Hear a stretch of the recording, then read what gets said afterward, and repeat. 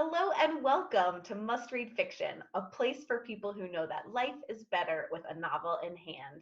I'm Erin Popelka, and I'm so delighted to be here today with author Catherine Linka. Welcome. Hey, Erin, I'm so happy to be here too.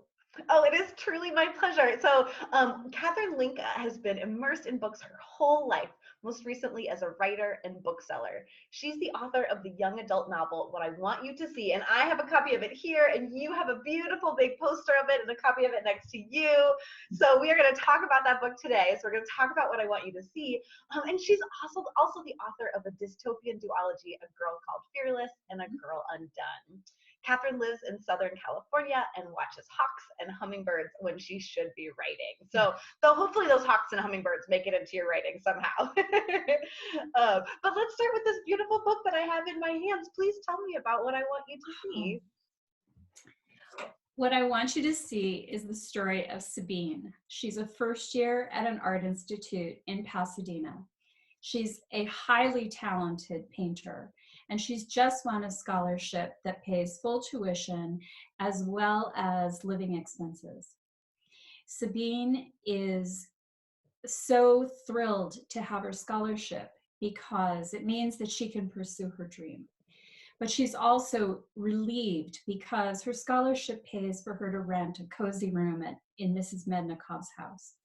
And what no one knows is that for the 6 months prior to arriving at the Art Institute, Sabine has been living in her car because her mother was killed in a hit and run.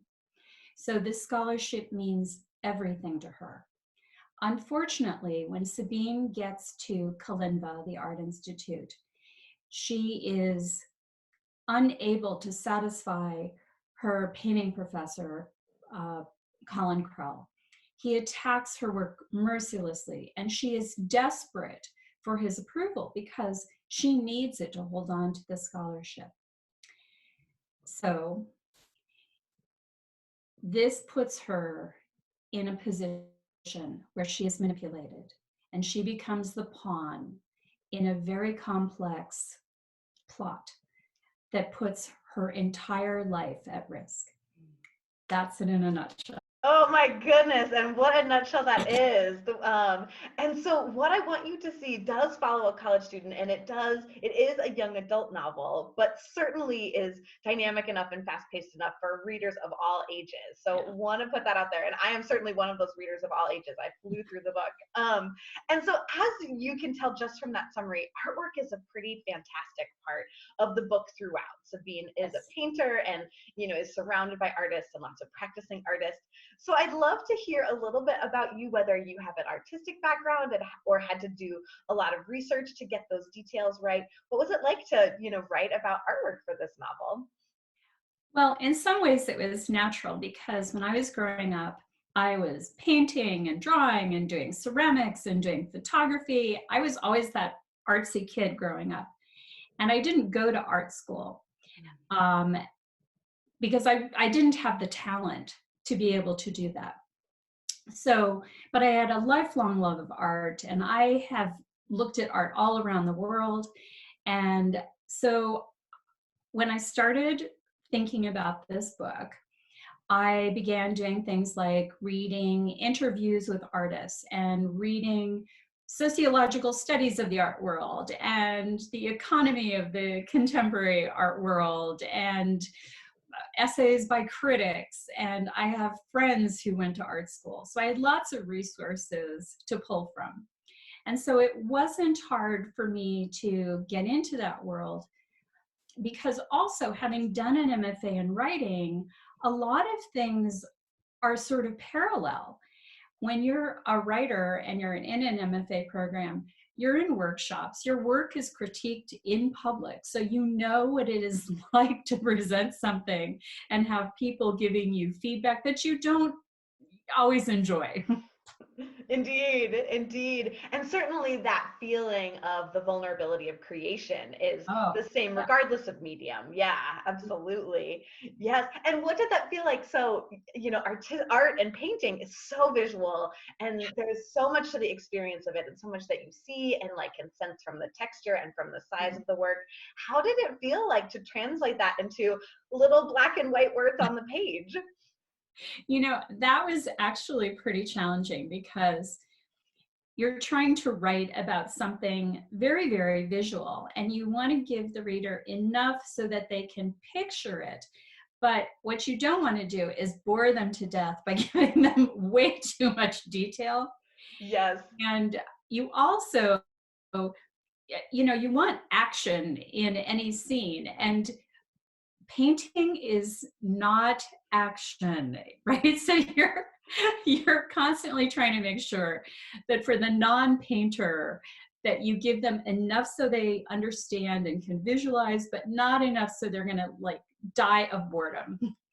Absolutely, absolutely. And yes, getting that needle just right, because you also probably have painters who are reading who are like, oh, tell me more about the brushwork and tell me more about like, which type of cadmium red, Sabine decided to use.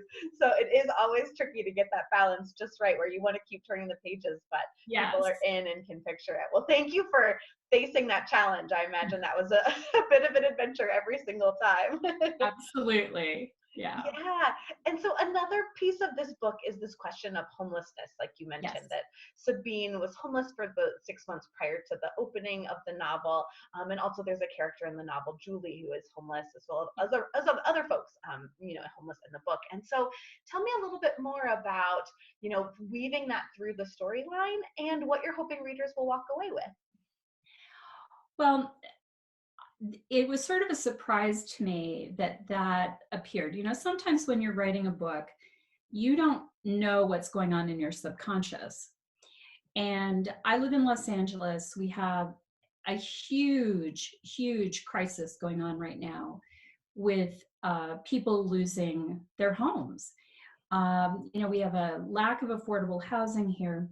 And what we've seen is that many people who would not ordinarily uh, be experiencing homelessness are experiencing it now. And what I didn't know when I began this is that almost 1 in 7 college students right now are experiencing homelessness. They Wow. aren't sleeping in tents. They aren't necessarily even sleeping in their cars. Many of them are couch surfing, or maybe they're in families where the family is doubling up with another family.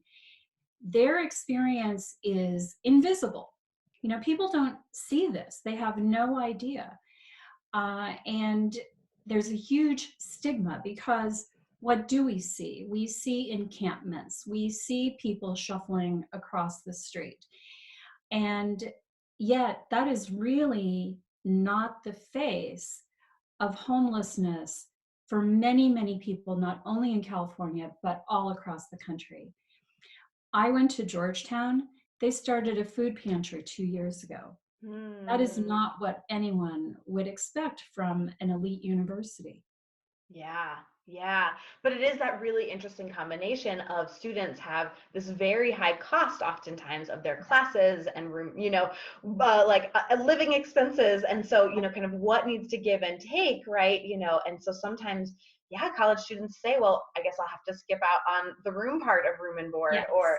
I'm not going to pay rent. I'm just going to, do the couch Yeah. surfing. And so it is really invisible because they're just getting by and doing the student thing. So thank you so much for taking a moment to shine a light on that. And also, readers, just wanted to point out that not only did you show that through the novel, but you also have some really great take action steps at the very back of the book. So you can pick it up, and there's an author's note with ways to get involved if you are so inclined to do so. And tell me a little bit more. Why did you want to include that author's note and give people ways to take action? What I was very interested because what I was seeing in many college campuses was that students were the ones who were uh, finding ways to solve problems. Their students have created apps that will allow them to donate unused meals to people who need them. They're creating food banks. There's a student, a graduated student from UCLA who created the first shelter for UCLA students who are experiencing homelessness.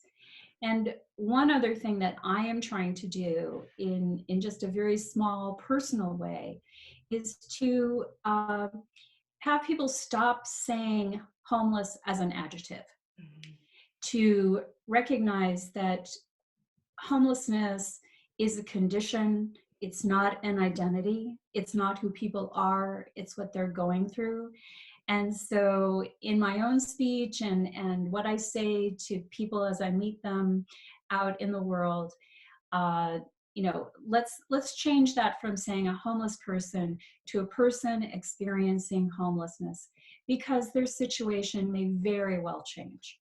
Yes, and thank you so much for saying that, and that is something that I am also working on. So, if in this interview I have used it as an adjective, I am so excited to continue to practice using it instead differently. A person experiencing homelessness, because words do matter. And so, I think another thing that's so powerful is that yes, you have this take action part at the back of the book, but even reading, what I want you to see is an action, because you are experiencing what Sabine has experienced, you're experiencing what Julie is experiencing, and so you too could feel what it is like to experience homelessness through the eyes of your characters. So know, readers, that reading is an action and matters. So thank you for providing us that opportunity. Well, and one thing I do want to say is that the most important thing that Sabine says over and over again is, don't label me. See me through my art. This is how I want you to see who I am. And that's why she, like many, many, many people, keeps her homelessness in the past. She doesn't tell anybody.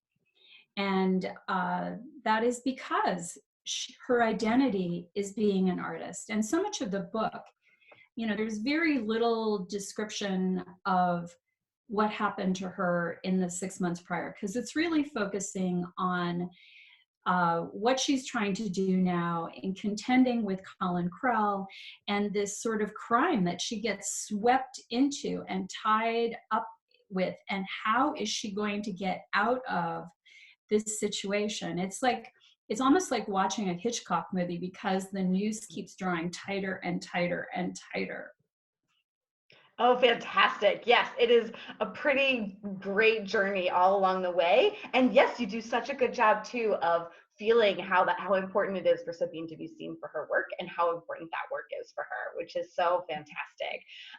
And so I wanted to close with a final question, speaking about the work as like your work as a writer, and would love to hear if you have any advice for writers, young or old, or if you have any advice you wish you had gotten when you were in high school or in college, or any sort of things for creators, if we have painters watching or other artists watching, anything you'd like to share with people who are out there making art and writing in the world.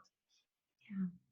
I think the most important thing is to create the art that matters to you, to say what you need to say from the bottom of your heart, to uh, to have, if you're writing a book, write it about something that really deeply matters to you. Don't write to a trend. Don't try and write to be commercial, unless that's your thing. If that's your thing, great. But otherwise, write the book that matters to you, because ultimately that will probably be the most successful. Oh, that is such great advice. And it's such great advice too, because it helps folks to really center in what lights them up and where their curiosity is leading them. So, because Absolutely. there's so many different paths. And yes, and I think that there is something about really great art where you can feel that fire in there, because folks have followed what's most important to them. Absolutely. Well, thank you. Well, Catherine Linka, thank you for following your curiosity and your passion for writing what I want you to see. Must readers, please do check out this great book. And Catherine Linka, thank you so very much for taking the time to speak with me Oh, today. thank you, Erin. I've had a fabulous time. Be well and keep writing.